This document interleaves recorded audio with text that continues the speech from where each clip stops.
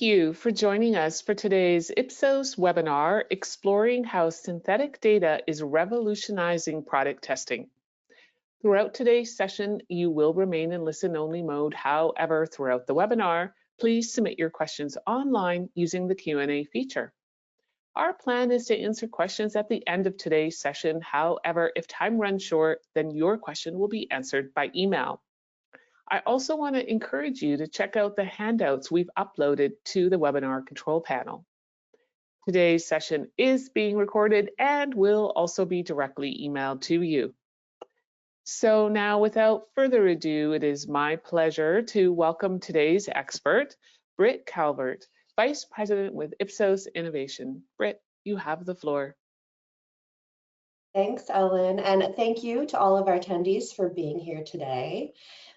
As Ellen mentioned, I'm Britt Calvert, and I am Ipsos's product testing lead in North America. So today I'm thrilled to be talking with you about something that's going to be truly game-changing for our industry, and that's synthetic users. So synthetic data is a topic generating a lot of buzz, and for good reason. One client recently actually described our approach as Ipsos' Big Bang secret, and today we're pulling back the curtain to reveal a bit about why. So today we're going to start by exploring our approach in general to artificial intelligence, and then dive into the specifics of how we're using synthetic data and sharing our validation and some case studies around that. And as Ellen mentioned, we will wrap up with some time for questions and answers. So please get those questions ready and submit as they come up. But first, let's get on the same page about what exactly synthetic data is. So to put it simply, synthetic data has been generated from an AI model, which is trained to really mimic the properties and patterns of real-world data. Today, specifically, we're talking about the use of synthetic data in product testing. We refer to these as synthetic users. And these people are not robots or simulations. They're AI-generated respondents that are created from actual consumer survey data from people who actually have had products in hand. So you can kind of think of it as though we take into account consumers' preferences, demographics, purchase history, and importantly, their real product ratings. And we use AI to weave together new and lifelike data sets. So these are the big bang that's propelling product testing into the future. So synthetic users are changing how we understand consumers, but this is just one example of AI's impact, right? AI does seem to be here, there, and everywhere, from personalized recommendations to transforming industries already. AI is shaping our world, and it's evolving so fast, right? This rapid evolution that AI is experiencing demands that we understand AI's current potential, but also anticipate its future, right? Ensuring responsible development, which leads us to an entirely crucial point, which is that AI's power is completely dependent upon the quality of its data.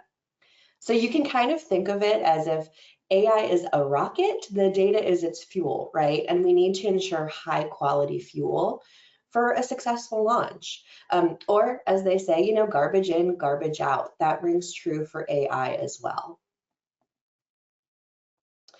And when we leverage AI to understand consumers, we must acknowledge the inherent complexity of human behavior. So we know that our decisions aren't always based on logic or rational thought. Our emotions, personal experiences, cultural influence, even the environment surrounding us, right? All of these factors play a role in shaping our choices. So effective AI models need to account for this really intricate web of influences.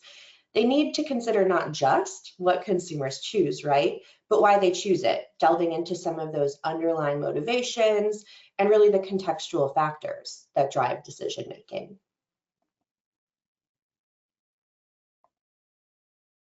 And this is, of course, a ton to consider, but it's necessary, and it's also worthwhile. A useful way to think about AI is to consider what we do when we want to raise smart children, right? We need to not offer them only facts. Facts are important, but we need to also provide them with frameworks for thinking about problem solving when all of the facts may not be present, or maybe some of those facts are not relevant. And this requires experience, not only from teachers who are teaching the students, but also by offering those students a chance to learn and try again when it comes to facing new and different challenges.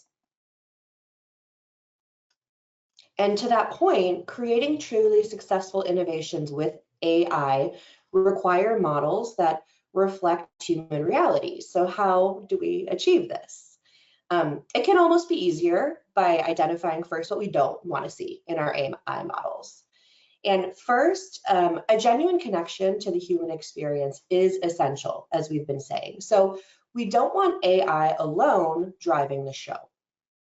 This often means incorporating direct consumer feedback. And in the case of product testing, this is having people try products. Revolutionary, right?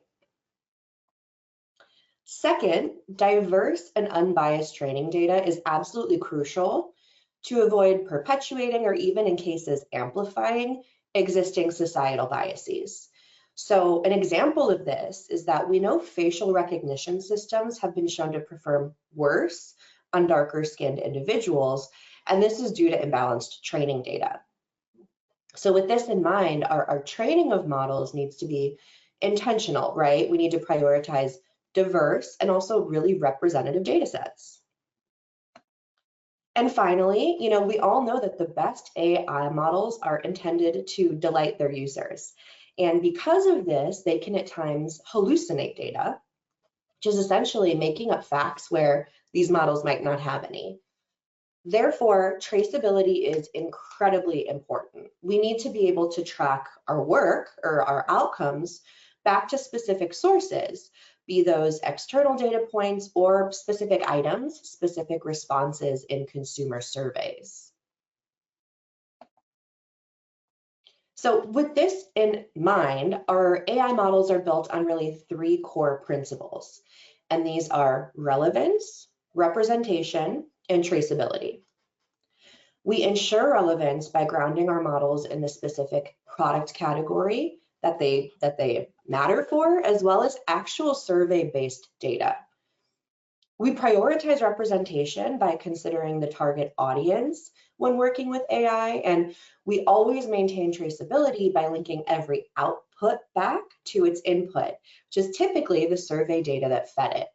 So with these 3 factors in mind, we can have confidence in the outputs of our models. So with an understanding of that philosophy, let's break down the AI landscape just a little bit. We work with 2 primary model types. Large language models, think ChatGPT, for generating human-like text is one of them. This is one that many of us are using in our everyday lives. The other is deep learning models, which are our focus today. And these deep learning models are powerhouses for generating lifelike numerical data, which is super important for any quantitatively focused initiative. These models specifically provide the very robust data we need to make informed decisions whenever numerical data or evaluations are involved. And as we talked about already, but I think it bears repeating, synthetic data is simulated data that is generated by sophisticated AI algorithms. And the models analyze these large data sets of real human responses, learning the intricate patterns and relationships that exist within that data. From there, they create new and lifelike profiles that mirror the variability and complexity that we see in human data and in human behavior. But why is this valuable, right? Why do we care? And what it comes down to is that synthetic data allows us to work faster and to work smarter. It can reduce our reliance on time-consuming and expensive data collection methods, and really just empowers us to make richer insights by augmenting the existing data we have with synthetic information.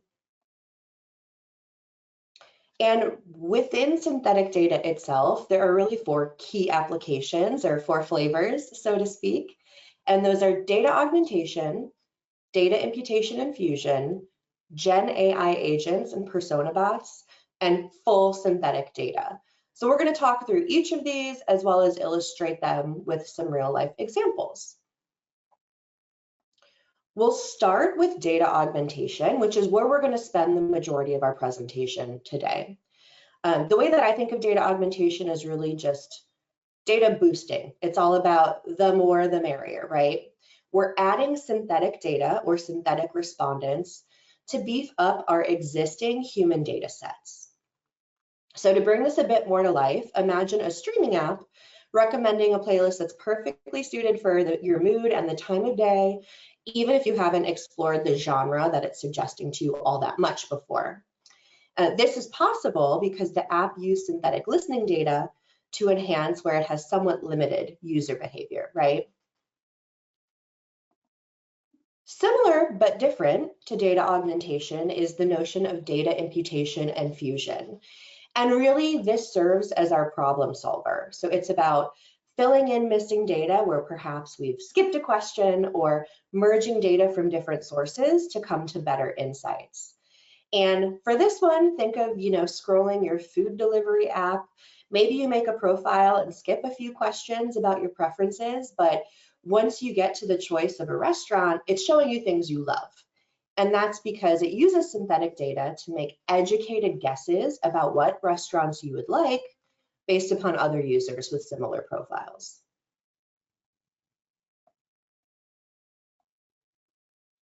Next is Gen AI agents and persona bots. And these are essentially chat bots that help us to either work more efficiently in the case of agents, or in some cases, talk to a specific type of consumer with persona bots. So this is like if you're checking out your bank's mortgage options and a virtual assistant pops up that seems to really understand your financial situation. And that's because this persona bot was likely trained on synthetic data representing various financial profiles, and it matched you with yours. As a result, it really gets what you're going through. And last but not least is the idea of full synthetic data. So this is kind of the boldest one that we'll talk about today, replacing real world data with entirely artificial data sets. So a place that this is already being used today is with video game development. Developers can use this to test new games with fully synthetic players, but by simulating typical gameplay patterns. And this can be really useful for stress testing scenarios or exploring edge cases before releasing a product or a game to the public. So already today, synthetic data is helping us to do truly amazing things. But it's crucial to remember that while synthetic data is powerful, the product experience is fundamentally human. Our experiences with products are nuanced and intricate, influenced by our 5 senses, right? Also our emotions and the context in which we're trying a product. So no AI is going to ever be able to fully replicate all of this. And that's why the approach we're taking is about data augmentation, not replacing real consumer data, but adding to it. And we know that AI can process information at an incredible speed. But to illustrate kind of this human-centric nature of product testing, AI can't replicate that full richness of the human experience. It can't feel the relaxation associated with finally doing my skincare after a long day of work. Or if you think about the last time you ate a pizza, AI can analyze the ingredients, it can analyze the nutritional content, but it's not going to understand how the flavors work harmoniously together, or maybe how they don't, right? And I think another important one is that these usage experiences come with also emotional implications. So AI can maybe tell you how to best clean your house, but it's never going to feel the specific satisfaction that comes with having all of your chores done for the day, right? These are uniquely human experiences, and they're essential, they're foundational to understanding consumer behavior when it comes to the products we use. And with all of that said, our goal is not to replace human feedback, but to enhance it. So we're at Ipsos focusing our initial synthetic data efforts on product testing. And if I do say so myself, with a very good reason. And that's because traditional product testing is an incredibly resource-intensive undertaking.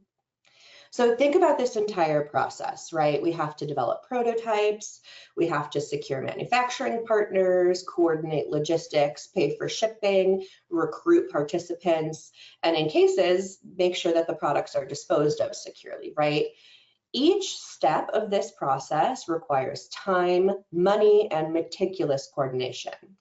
And in today's fast-paced market, delays can often mean missed opportunities. So synthetic data really offers us a way to streamline this product testing process, reducing the spend on each of these costly and time-consuming steps. And as I mentioned, for product testing, we really are concentrating on data augmentation or data boosting. So this means that we're enhancing our human data sets with additional synthetic data to create a larger, more comprehensive sample while maintaining statistical integrity. It's absolutely the most practical and the most effective way to leverage synthetic data in this context. And synthetic data doesn't just improve product testing, we're actually finding that it really turbocharges it.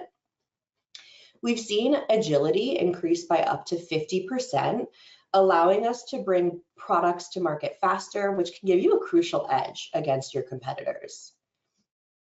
In addition, subgroup analysis becomes significantly more powerful, revealing fairly nuanced preferences and needs that might be very difficult or impossible to detect with traditional sample sizes.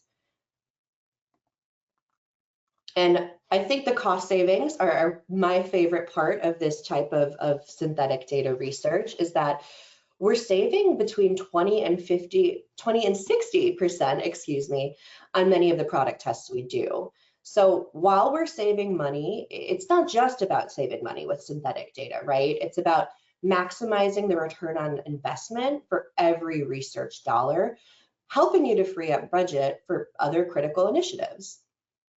And I think now more than ever, this cost saving aspect is absolutely crucial. We're facing a landscape in which tariffs are driving up ingredient costs. Potential legislation like those banning synthetic dyes will require reformulation. And in this environment, although budgets are already likely to be more strapped, product testing becomes even more essential, right? You'll need to renovate your portfolios, find new ingredients, and ensure your products still meet consumer expectations despite these changes. So our synthetic data approach allows for more comprehensive testing more frequently and at a lower cost, helping you stay competitive. So it's with this simple goal, right, of doing more with less, that we set out to pave a path for synthetic data that would help us and our clients work more efficiently. So at Ipsos, we're not just using synthetic data, but we're really pioneering its application in market research. And we firmly believe that synthetic data is going to revolutionize the way product testing is done, transforming how we gather insights and make business decisions. It's absolutely not a trend. This is a fundamental shift in our approach to understanding consumers and driving innovation for them. So it's important to make a key distinction as we're talking about data augmentation, and that's synthetic data imitates real data, but it does not replicate it. So in no case are we just copy and pasting respondent level data. Instead, you can think of it like lab-grown diamonds versus natural diamonds, right? Both are valuable, both are beautiful, both serve the same purpose, but they're created differently. And the way that we create these synthetic users is to use AI models that analyze the intricate relationships between the data points in the actual original human responses we collect, learning those underlying patterns and underlying structures. The models can then take this knowledge to create new synthetic respondents, each with a full data set that reflects that full complexity of human behavior, because they were built based upon real humans. And the process leverages the power of two AI models working in harmony together, right? We call these the generator and the discriminator. So the generator creates the synthetic data, imagining new possibilities based upon the patterns it has learned from the actual human data. The discriminator acts as kind of a discerning critic, right? Evaluating the realism of that generated data. And this continuous feedback loop pushes both models to improve, iterating thousands of times for a given test. And it refines that synthetic data until it's virtually indistinguishable from that original human data. So it's this dynamic process of creation and refinement that really does ensure the highest quality synthetic data sets for our clients. And while this process is like kind of fascinating to me from a technical perspective, of course, validity is our ultimate priority. So we need to be able to provide you, our clients, with results that accurately reflect real world outcomes, right? Informing confident decision making. So to validate this approach, we conducted extensive research exploring the effectiveness of smaller sample sizes first, and then understanding the incremental value of incorporating synthetic data. So we didn't want to just create something interesting in talking about synthetic data. We really did want to make sure that we were creating something reliable. So our initial question was, can smaller sample sizes accurately represent larger populations? And of course, we know this is possible to a degree, as it's the fundamental principle of market research, right? But we wanted to push the boundaries to determine kind of that minimum sample size needed while maintaining predictive validity. We wanted to understand how small we could go, essentially, while still capturing the essence of consumer behavior. And to investigate this, we tapped into our extensive product testing database. So we curated samples from various projects spanning 84 markets, numerous product categories, as well as a very wide range of consumer demographics. And in each of these studies, we selected a representative sample of 50 people from the original larger data set with the goal of understanding if those 50 were representative of the larger original sample. And our initial finding was that a sample of just 50 real consumers can deliver results that are comparable to that much larger sample. In general, we found a strong correlation of 0.8 between large and small sample results, suggesting that these smaller samples are surprisingly predictive, right? A textbook, I think, would say that 0.8 is a strong correlation. But as we wanted to dig in further, because we know that for our clients, these decisions they make comes with large financial implications, and 0.8 probably wasn't going to cut it. We wanted to see if we could get closer. And here's kind of where we found a caveat. The accuracy of smaller samples to predict the original larger sample was incredibly dependent upon the difference in ratings between products. So said differently, when products are very distinct, right? When we see, for instance, a 30% difference in top 2 box liking ratings, those small samples are incredibly predictive of large samples at a correlation of about 0.95. But as product ratings converge, that correlation weakens. So we saw relatively comparable ratings in products, a gap of about 8%. We lose much of that predictive power. And in addition, smaller sample sizes have other limitations. They lack the statistical power needed to reliably detect smaller differences between products. And subgroup analysis becomes challenging, right? If we have only 50 people to start with, it's going to be very limited in terms of its ability to represent specific demographics. So with all of that in mind, having established a baseline with human samples, we moved on to explore the potential of incorporated synthetic data. Essentially, could we achieve even greater accuracy by combining those real humans with synthetic respondents?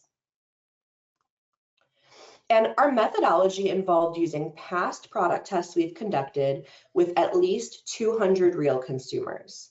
And from each of those, we selected a representative subset of 50 respondents, which we call seed data, and augmented it with 150 synthetic respondents to get us back to that overall base size of 200. And a really important point to note is that our goal wasn't simply to mirror the seed sample with this augmented sample. That wouldn't tell us anything new, except that the model was doing what we told it to do, right?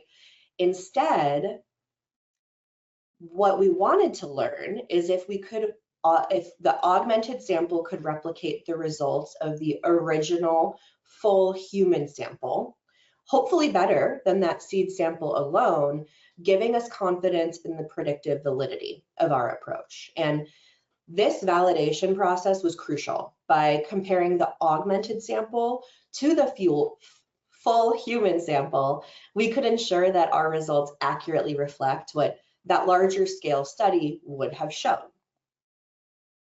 And really the results were compelling. In multi-product tests like the one shown on this page, the augmented samples mirrored the product rankings of that full human sample. So for instance, the top ranked product, in this case it was E, remained consistent between the all human sample and the augmented sample, as well as it had the statistical advantage over all of the other same products.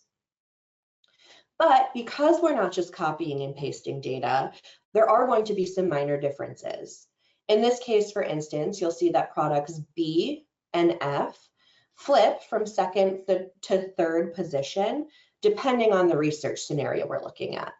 However, I think it's also notable that the results are still at statistical parity to one another, so wouldn't necessarily change the business outcome. However, where we do have the ability to see some more significant shifts is when we consider subgroup analysis. And this is really given to us by the larger base size offered by a supplemented human and synthetic sample. So we don't necessarily see a change in rankings between products, in this case between brand buyers and brand non-buyers.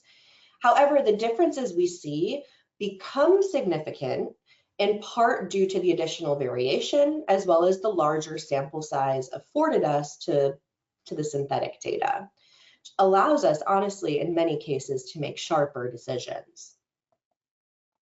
And across all of the cases we explored, overall product opinions remained remarkably consistent.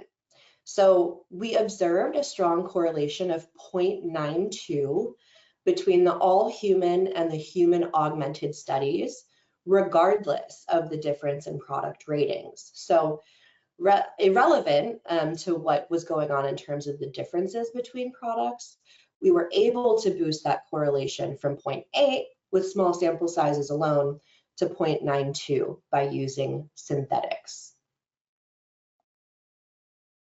And to summarize our efforts, we really did validate this synthetically augmented data in multiple different ways, each designed to test a different aspect of its performance and of its accuracy.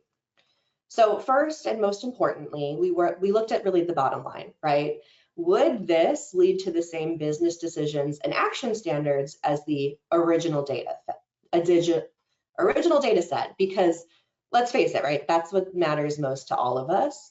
And the answer is yes. In 95% of cases, we would have made the same decision with the augmented sample that we did with that original large sample. And then we dug a bit deeper. We compared product rankings, as we showed you earlier, between the augmented data and the original sample, as well as checking if significant differences in ratings were consistent. But we also got into things like examining the data distribution and correlations because we wanted to be sure that what we were seeing in our augmented sample truly reflected what we'd find in that larger real-world data set. And this comprehensive approach ensured the reliability as well as the accuracy of our method. And I think the best part of all of that is that this isn't just theoretical, right? It's already a reality as we've successfully implemented this synthetic users method across many markets, categories, and even research designs, from home care to food products, Brazil to Vietnam, in both branded and blinded cases, right? Across all of these, our findings have held consistent and reliable. And if you take away just 3 things from this presentation as we're nearing the end, let it be these, right? Synthetic data works, delivering the same business conclusions in 95% of our product testing cases. And in addition, it enhances subgroup analysis, providing richer insights. So with a well-selected sample of just 50 people, we really can generate powerful, actionable results for you and for your organizations. And we're so excited about what we've learned and how we're using it with clients. But of course, the learning doesn't stop here. So Ipsos' journey with AI is ongoing, of course. And while we focused on product testing today, we really do offer tailored artificial intelligence solutions for all of your innovation needs, whether that's idea generation or packaging improvement, even market expansion, right? We'd be happy to talk to you about what else we're doing in this realm of artificial intelligence. So with that, I'd love to answer any questions that have been submitted. Please give me just a minute, a quick second to review some of the questions here. And the first one I see is, do you always recommend a sample size of just 50? And I think that's a good question because we of course talked about 50, which I'd say is our base case scenario, the kind of minimum viable base in order to get, widely usable results. However, I think like anything in product testing, we need to be concerned about being fit for purpose. So for early stage screening or places where we know we're going to be doing additional work, absolutely 50 is a perfect starting point. But if we're dealing with higher risk initiatives, so maybe some of these reformulation or alienation-based assessments, we probably want to go a little bit higher, right? And kind of right size the amount of real consumers based upon the level of risk with that. So maybe instead we'll talk to 75 consumers or 100 consumers. I think it's also fair to say that while we're trying to use synthetic data wherever we can, there are going to be some research cases in which it just doesn't make sense. For really highly visible, very high investment initiatives, we'll probably work with you to find a fully human data sample that is going to meet your needs. Okay, also, is there a limit to the types of data points you can generate with synthetic data? For instance, scales, open ends, etc. And that's a great question. Based upon the type of model we're using, which is not a large language model, right? We can generate synthetic data for any closed-ended question with numerical scales. So that's an important distinction because with this approach, we're not generating open-ended responses, right? So we're not mirroring text-based responses, as well as somewhere we haven't used this is when it comes to response time. So the speed with which people are responding. It's really at this point meant to do anything with numerically based data. It's a great question. Okay, and let's see.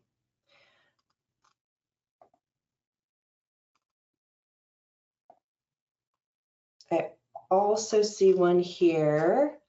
Okay, can I use this process to generate synthetic data for other areas like concept testing? And I guess the short answer is no, but more specifically, I would say not yet, right?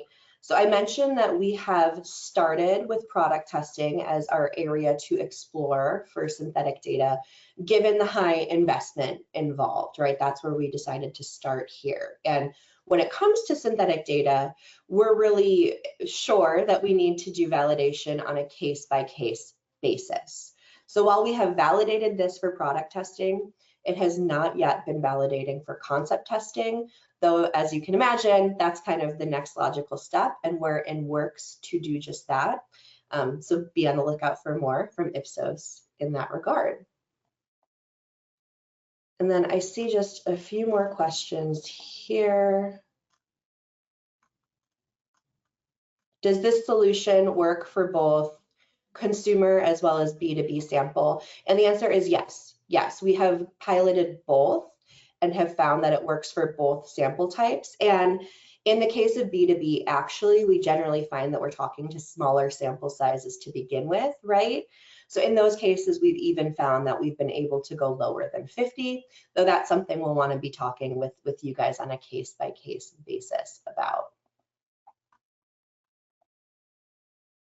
And there are an incredible amount of good questions here, but I think in the interest of time, those that I haven't answered yet, I will be sure to follow up with over email. Thank you for submitting those questions. And I also just want to thank you in general for your time today.